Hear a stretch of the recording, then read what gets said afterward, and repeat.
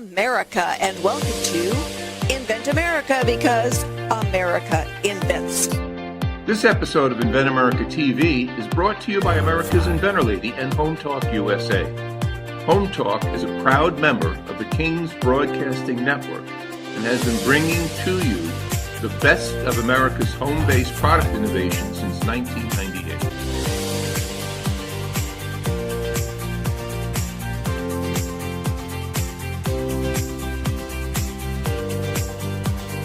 This segment of Invent America TV is brought to you by the law offices of R.P. Baraska.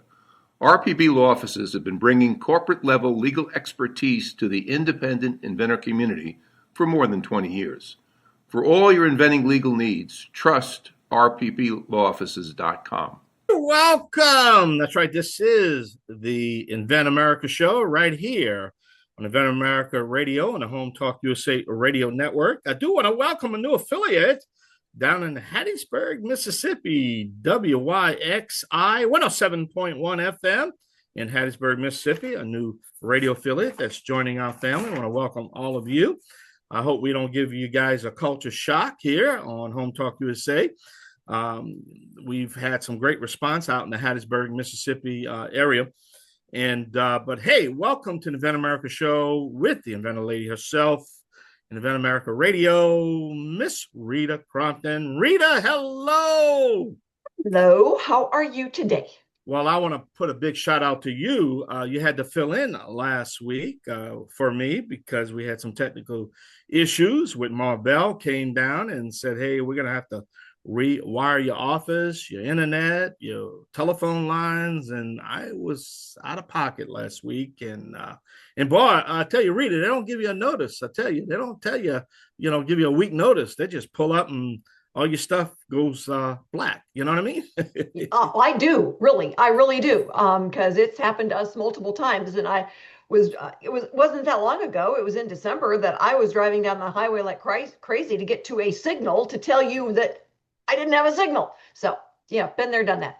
Well, we put also a big shout out 2 weeks ago, as you know, at the first of the year, Home Talk USA became the longest running syndicated radio program in radio history. Unfortunately, we had the passing of a competitive show, and great show, great guy, and from the Money Pit. I mentioned the show. He put a lot of education, and he died unexpectedly, and they decided to pull the show. And boy, I hated to be on a somber note to get, that way. But hey, we're gonna pick up where he left off. We're gonna provide education and information, but we're gonna do it on steroids. There you go. we're gonna hit it on steroids, and we're gonna give a big shout out to him and all his staff and people, and thank him for all the years. 30 years. He was just a little ahead of me, and but now we became a little in advance. But hey, like going on in Invent America. Now, we have some new radio affiliates. A whole bunch of them that are now joining us. I might not be familiar with your show, which is, hour number 2 here on the Home Talk USA Radio Network, Invent America. So let's just go a little bit about what the show's about for them and how it really helps these young developers of products and technology, how to get it to market. You know what I mean? Well, what we really try to do is one, let inventors know what are the right steps and contacts so that they don't get taken advantage of in the early steps. And then we let all the consumers, all those listeners out there know what are the cool new products that are coming your way. Some of them are just getting into the production mode. Eric's going to be on with me today. He's going to be talking about the deal that he's made and getting the product out there. Ron's product has been out there, and he's getting ready to start over and do it again. So, these inventors need everyone to know what the products are that they're trying to invent, and the consumers need to know what to go asking for. Because they can really help American innovation if they ask, what's coming down the pike, and I want one of those. Well, we've broken down this tree into different branches, step by step. We started at the bottom, watched the tree grow, and we cover it, and equate to each limb is a different part of the road to these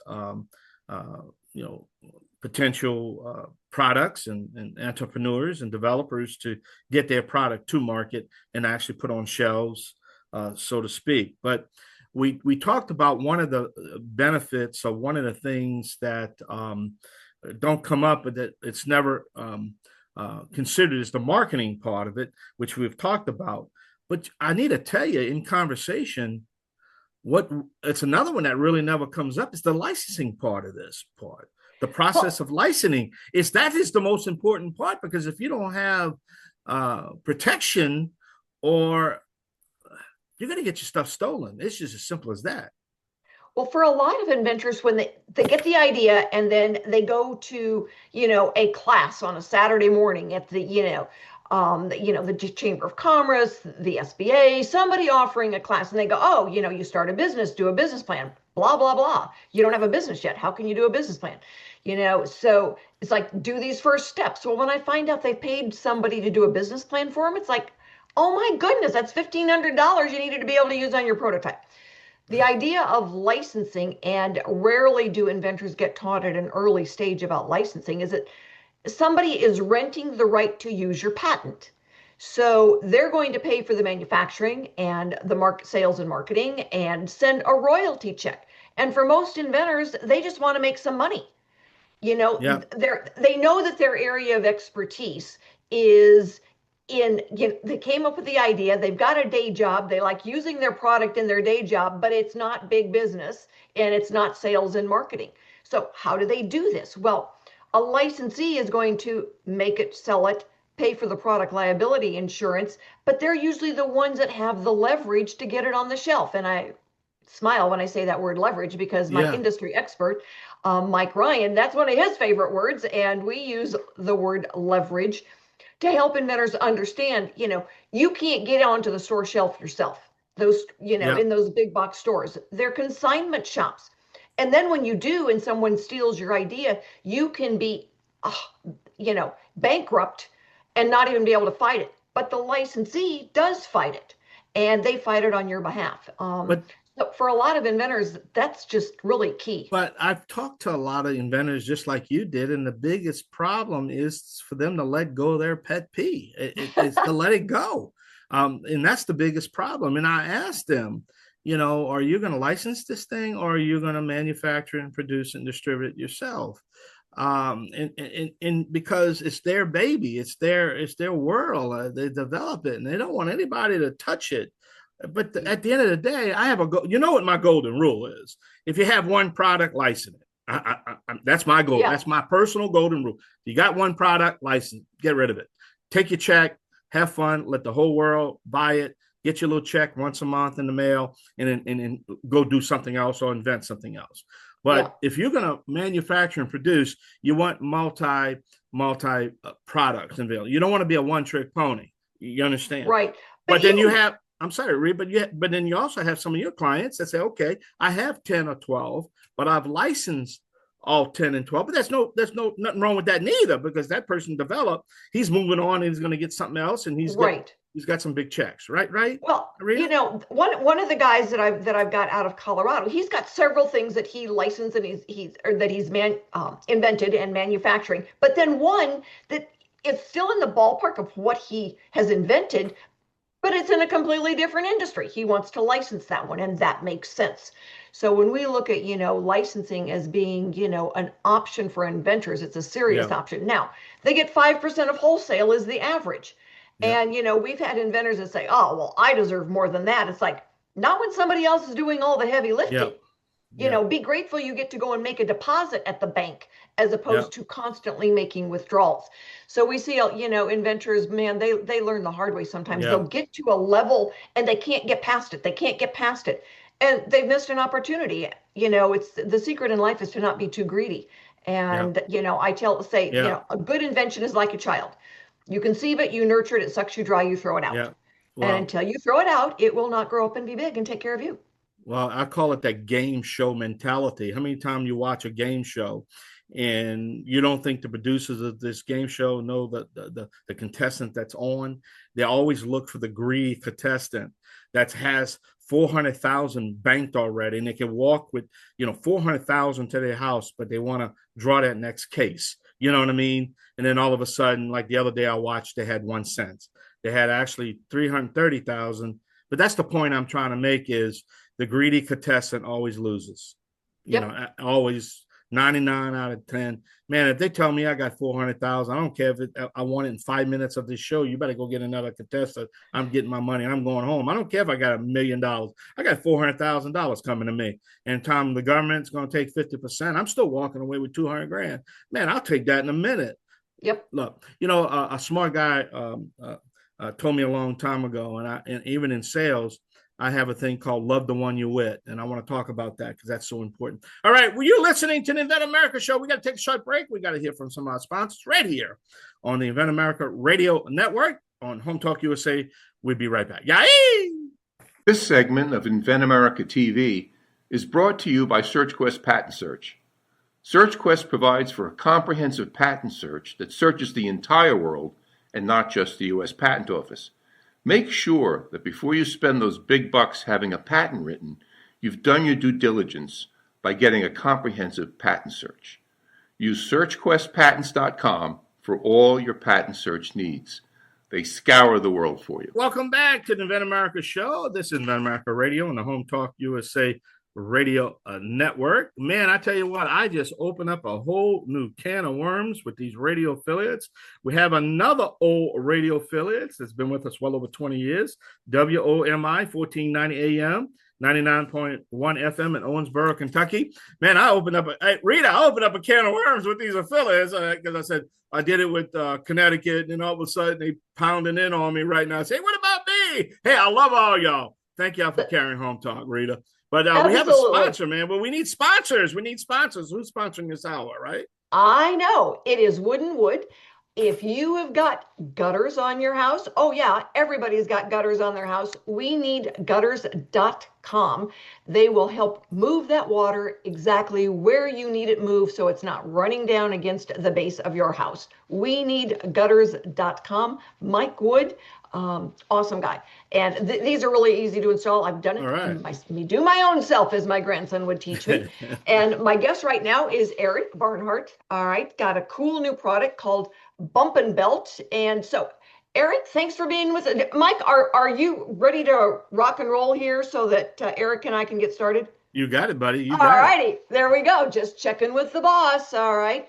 King Productions is our boss. So, Eric, thanks so much for being with us today. Tell everybody, what is Bump and Brand and Bump and Belt? Yeah, thank you so much for having me, Rita. And Bump and Belts is a product I invented. Avid golfer, really enjoy being outside and listening to music as well. And so, notice that, music was starting to become a little bit more acceptable on the golf course. And me and my buddies will have used to have a speaker sitting in the golf cart, listening to some tunes as we enjoy our round, making sure that obviously we're not impeding on anybody else's round of golf and whether they like to listen to music or not, but really just for our own personal space. And so the idea was born on a golf course. Really, how can I take my music outside of the golf cart and with me? Typically, when I'm trying to make the long trek across the course to go find my golf ball in the woods or somewhere where I'm pretty far away from the cart. And so that's where the idea was born, and really wanted to not just focus on a golf product, but something that is a lifestyle product to where you can be aware of your surroundings in a hands-free, environment. Obviously there's headphones and earbuds that are out on the market for you to listen to music, but really where you want to listen to music and be aware of your surroundings, as well as enjoy music with your group of friends that are near you. So the Bump and Belt was born out of that idea, and spent quite a bit of time in the prototyping, design, form, and functionality, so that it was a truly unique product and not not something that was just a portable speaker that clips onto onto a belt or onto anything, your shirt, but really has an intentional use and purpose for sharing music and being in a hands-free fashion and around others that you can share music with. So that's the first product that I launched, and since then I've been working diligently on some other products that can take that same speaker and allow it to magnetically attach to other products. So there's multiple offerings and form factors for folks if they say, hey, you know what, I don't really want to have a belt buckle speaker, but I really like to carry my Yeti or my Stanley and have music with me while I'm boating or at the pool or at the park. We're working on things that are intentionally designed for our speaker to be received into drinkware. So excited about that opportunity in 2026, as well as licensing opportunities. So I'll gladly share more about that. But hopefully that answers your question about my product and brand. So you've got a day job you like, all right? A lot of inventors do, or the product that they've invented, they're using in their day job, and that's where their expertise is. So, for a lot of inventors, their expertise is not going to market, running a big business. And you were smart enough to realize that up front. It's like, I don't want to be the manufacturer. I don't want to be the seller of this. I'm going to keep my day job, mainly because you need income to help pay for this habit you've got here of inventing. But when you hand it off to somebody else, and that's what we have been working on, and now getting much closer to a deal where somebody else is going to make it and sell it, so you can keep inventing. You can't do everything, right? Yeah, you're absolutely right. So, prior to this journey, I have had other entrepreneurial endeavors. My background's in technology and data analytics, and truly thankful and love what I do. But when you're about to step over that threshold of saying, "Hey, I have an idea," to actually putting time, effort, and money into that idea, you kind of separate yourself from the pack, right? I'm sure everybody who's on this show, as well as people listening, have had an idea in the past, and they've said, "Oh man, this would be great. I think this would be something that I would use," and that's typically where it stems from. And then if you kind of go down that next path of saying, "Okay, let me research it and see if it's available, or if there's something out there, out in the market today based off my idea," and you don't find it and you start to go further and further, that's one set of skills, right? Is the idea creation, how's it going to look, how's it going to work, the form factor, and then start to go down that path. Once you've brought that product to market, you barely started. You really have barely started in the life cycle of this, and you go into how do I sell it? How do I market it? What are my target? You obviously have looked at what your target markets are ahead of time if you're diligent, but you still don't know that set of skills and learning that along the way, and that's a whole completely different animal. Well, it is, and Creating the idea. we had a lady a couple of years ago, great product, and she thought it would be used in a hot tub, for social activities. Found out that it was much better used in therapy. And she, until we said something about it, and she went to the trade show and said, "Oh, holy cow, let's go after some of those, therapists that use then the hot tubs, and see what we can do." So it's interesting when you're starting to get grown up basically on different industries, different markets. When do you get to the point where it's like, all right, I need some help. I cannot do this all by myself. Right. So, it's wonderful to be able to help inventors get there, because everybody, like you said, everybody's had an idea at one point or another and said, okay, this is really cool. But I don't know how to do the heavy lifting. So do you have you've made some and sold some, because you saw a guy on a golf course one time have one. Yeah, absolutely. So we currently, our go-to-market strategy was social media advertising and getting, paying for Facebook and Instagram and TikTok ads, and trying to get our reach out that way, as well as going to some industry shows and trying to find some customers that way. But Very cool. the market changes quickly. It does. And yeah, you know what? We got to go pay some bills, just like any other radio show. Oh, yeah, we've got some bills to pay. So stick with us, everybody. We are going to be back with another inventor to talk about his product in just a few minutes. If you're an inventor or you know an inventor out there who would just like to be able to have a conversation with other inventors, join the Inventors Roundtable. It's free. The meetings are virtual, so you can be anywhere in America and talk to another inventor. And for a lot of folks out there, understanding the process, being able to ask questions, getting good service provider information is critical to the inventing process. So, got questions? Want to join? It's free, inventorsroundtable.org. And thank you so much for being with us for this segment of Invent America, because America invents. Been doing it for centuries, and I am sure that we will continue to get new products out there into the consumer's hands that will solve everyday problems. My guest right now is Ron Johansson, and Ron has got a very cool product. Oh my God, I need some of these. We're getting ready to pack a bag. So we are looking at the product called Easy Pack Hangers. I think everybody out there has packed a suitcase, Ron, and had their stuff come out all wrinkled and nasty, and it takes forever to get them put back on a hanger and hung up, if the place you're going even has hangers, which is one of the other things that we run into on a regular basis. So tell us, what is Easy Pack Hangers? Well, when I traveled, I always was frustrated at how long it took to pack and unpack and put things on and off of hangers. So I tried to shove the hangers in there on the clothes, and it never worked right. And I realized the real problem is the hook. It's just taking up too much space. And I tried several things, rotating hooks and other things, but I finally came up with having just a strap of cloth between the hanger and the hook. So you could put your clothes on the hanger normally, and the cloth strap would be about 3 inches or so. And you could fold all the clothes together. And then the hook section just flop over the top and not take up any room.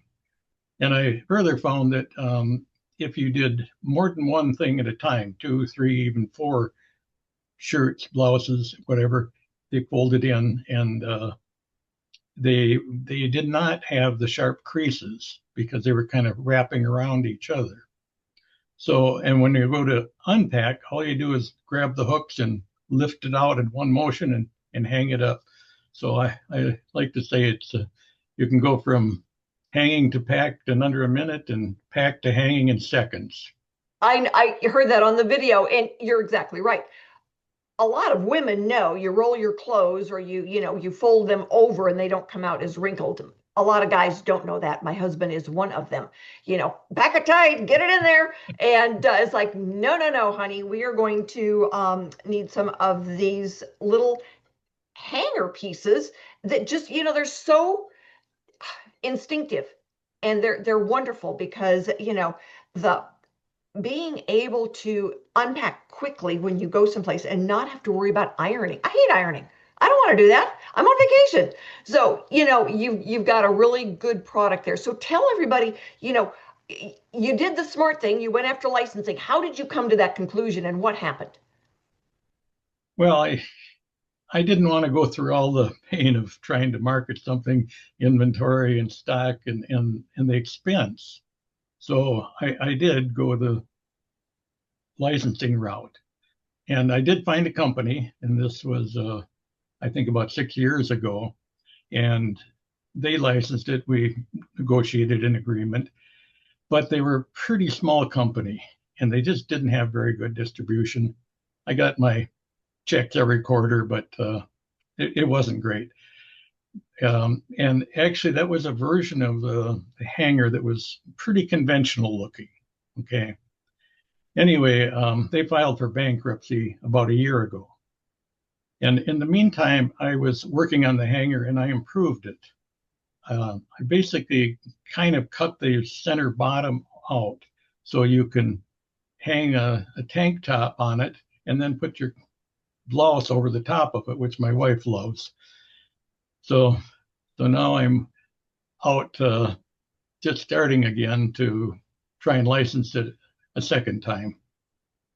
So, and that's really the smart way to go, because, one of the things that we've noticed with a licensee is that they've got a faster reach because they've already got relationships with the retailers. And so an inventor, a lot of times especially when you've got one product, all right, nobody trusts that you're going to be around a year from now. So they don't want to put you in. They don't want to give you one SKU number. And yet when somebody goes in that is a regular supplier to them and they've got 100 products, adding one more to it, they're looking forward to it. And so when we go to ASD Market Week and a lot of these companies come by looking, they want to see what's new. They want to see what's different. They already know what's old. They've been doing that for a long time. So they come shopping in our space to see what is new. What can they grab? And then when you say, well, I'm looking at licenses, who makes these types of products for you? Well, Bob makes these kind of products for me. Let's give him a call. So now that licensee already knows that they have got a buyer on the other end of it, so they're much more likely to do a deal with you. So that is one of the things that, that we really look for then as we're going out there and showing products and getting them out there. And you've got history now. That's good for you. Well, yeah, it was good. I kind of had into it. I'm a retired engineer and I designed products for 3M for about 35 years and have about 30 patents at 3M. So it's all experience to me. And designing plastic parts is something I've done my whole career. In fact, I do a little bit of consulting on the side for designing and manufacturing plastic parts for other inventors. Well, and you've got some new products coming down the road. Where are you? We don't want to really talk about what it is, but the process. You're in the process of doing testing. How important is that? Well, it's always important. As soon as you get it in somebody else's hands that doesn't understand it completely, you learn a lot of things. They may not look at it or use it the way you expect it to be used. So you often have to change the design as you go along. So, and before you go out, there are going to be things wrong with the product, and you really need to work in identifying those. I think it's a mistake that a lot of early inventors make. They come up with a product and a design, and they just lock in on that and don't want to change it. And at our inventors group, I often see them, present their product, and somebody will come up and say, well, I'm concerned about this or that. And they try and defend the whole thing. It's perfect. How can you even say? They should be just encouraging everything negative they can hear about their product so they can refine it and make it better. You are exactly right. And that is such good information, because one of the things that we've had inventors do when they've gone to a show is, and one gentleman, he was so frustrated because he had a price point that was way too high. And, people started making suggestions and he goes, oh, I need to really pay attention to this because they had some really good ideas and it would cost less to manufacture it. And that is where we needed to go. So, I appreciate what you're saying because you're exactly right. You learn, you go out there and you start gathering people's opinions. And sometimes they see things that you didn't see. Yeah, you really have to encourage them to tell you everything that's wrong with it. I mean, it's just so valuable and so few inventors understand that. That they get so they own it and they don't want to say, okay, well, maybe I should have done it this way. And you're exactly right. And so one of the things that we do is help inventors. If anybody's out there and you are an inventor or an inventor, we do the Inventor Roundtable meetings twice a month. And they're free to attend. You get to ask your questions. Sometimes the best information you get is from an inventor like Ron, who says, no, you need to get out there and do the testing on this. And that's how I met Ron, was at an inventor meeting. So you know what? Go to the meetings, be able to ask the questions, and then tune in because we do these radio shows every single week. It's amazing. There is a Monday 52 times a year, right? Yeah. And the inventor groups are really valuable. I don't think enough inventors join those because you can get so much valuable information there. You can. Not just on your invention, but the whole process. Absolutely. And you can meet some really good service providers at those meetings, or at least learn the ones to stay away from. So anyway, we are going to be right back with our industry experts. Stick with us. Ron, thank you so much for being with us today. And again, if you're an inventor out there and you need some help, let me know, because my phone number is everywhere. Give me a call. Stay with us. We'll be right back.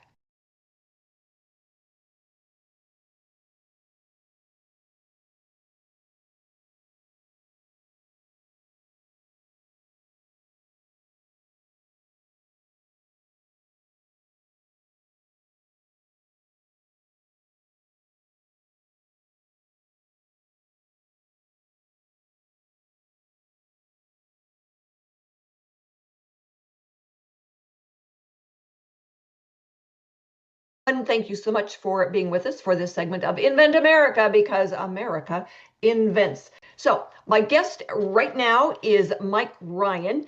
He is our industry expert. He has been working with products for what, 30-ish years, Mike? Yes, many years. And 30 years. And I am on the team for Pronto Launch. So we do help inventors get teed up in a variety of different ways. And I think one of the really cool things about Pronto Launch is the inventor can say, this is where I'm at, this is what I need. And Mike is going to be the one that says, okay, let's work with this. Mike, tell everybody, what is Pronto Launch? Essentially, Pronto Launch is a growth and skill platform. Unlike anything else in the industry, we have 28 specialized divisions covering anything from sales, marketing, product design, manufacturing. A lot of companies need help with funding. Pretty much you name it, all the critical aspects that a inventor, startup company, existing company will need. We provide a lot of resources that can help them scale things. I was just going to say, one of the big things that you do that I appreciate is that it's not a cookie cutter endeavor. All right. So when an inventor comes to you and they've got a unique situation, you can say, okay, let's look at what you need and let's look at what we can do and see if we can make an arrangement.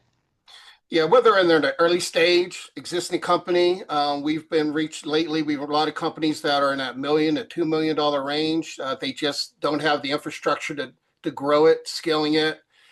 There's a lot of companies, unfortunately, going back to regarding Pronto Launch. It's just our goal, essentially, there's so many products out there that should be successful. They just don't have the wherewithal to get to where they need to get. And that's kind of one of the reasons why we launched Pronto Launch.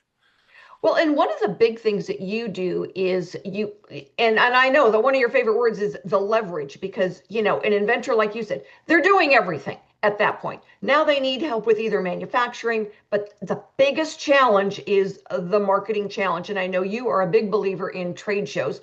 Share with our folks out there, why are trade shows so important? Well, one of my other companies I own is called the Original Safety Siphon. We have the companies to date, it's been around for 49 years. When unfortunately, it's a nightmare for all new inventors. They have a great product, goes out of market, next thing you know, it gets knocked off. It gives people an opportunity. The Original Safety Siphon is an all USA made product. We've gone to hundreds and hundreds of trade shows over the years. It gives people an opportunity to see the product up live. It's a great way to extend in a very minimal way your marketing dollars and reach tens of thousands, hundreds of thousands of people while selling the product while you're at the show. And that's one of the things that we've really noticed is that, being able to shake a hand, eye to eye contact, and like Ron said, people that are there and they're saying, oh, this is really cool. What if it did it this way? Yeah. And as the inventor, you go, okay, I didn't really think about that one. You get so much market research. I hate it when inventors tell me they spent, 10, 15, 20 grand on market research when they could have gone to a trade show for $3 and gotten better feedback. Yeah, going back to the word, as you know, everyone knows me knows, is that to me the most powerful word in the invention industry is the word leveraging. It's one thing that most inventors, even existing companies, lack. What we do is, in fact, one of the things that John mentioned earlier in the segment was that a lot of the inventors have what they call their one-line item companies. I can work with hypothetically 10 different companies, and those 10 different companies work with Pronto Launch. Essentially, we are not only a one-line item company, we can go to our strong network base of people selling, marketing, distribution network, whatever it may be. We're major players in the Amazon industry. we can provide them leverage that they would not be able to do on their own. Well, I think one of the really cool things that Pronto Launch does is that with the reach of the team, all right, and then we bring a new product in, and that person has got a reach already. Now we start leveraging other products through all the contacts. We all become team players. And I think with a lot of the more traditional licensing companies, even though they're moving product, they tend to have the inventors kind of siloed off. And you are very much about teamwork and where do we all benefit. And that I think really says a lot about Pronto Launch and what you're trying to accomplish. Yes, we've recently, as you know, we recently had a situation where there's a company had a solid product. They reached out to a very large licensing company, and they weren't able to open up the doors. These companies want to know that they don't want to know just that you have a great product. Do you have the background? Do you have the infrastructure? Do you have the team? We have, Rita, you are, in my opinion, the best licensing person, expert out there in the industry, and I humbly say that. And that's why it's an honor to have you part of our team, whether it's design, manufacturing with Noah McNeely, a product quick start. We struck deals with major industry leaders, develop partnership, and develop a very strong, powerful network so that when we go back to one of the largest licensing company in the sports industry, when he found out after we had a conversation with them, when another company tried to do business with him and they were not able to strike out a deal, knowing that we're Pronto Launch, how we stand, how we market, how we go about doing our business, they have offered and willing to do business with us because of our leveraging. Yep, and that makes such a difference. I'm really grateful to be part of the team and to be able to work with you guys. I've known Noah for a long time as well. Honestly, he's one of our sponsors of the radio show, and people think he walks on water when they get done with his, he gets done with their prototypes and ships them off, to the trade show with, warm, wonderful prototypes. And we are very grateful to all be working together to get our inventors up to the next point. So everybody, I was going to say, we need to go ahead and get this wrapped up here. Thank you, Mike. I will have you on again because we've got a lot to talk about. Thanks, everyone, for joining us today. We will be back next week with more stories on getting products from mind to market. We will have new inventors and industry experts. So join us and have a wonderful week.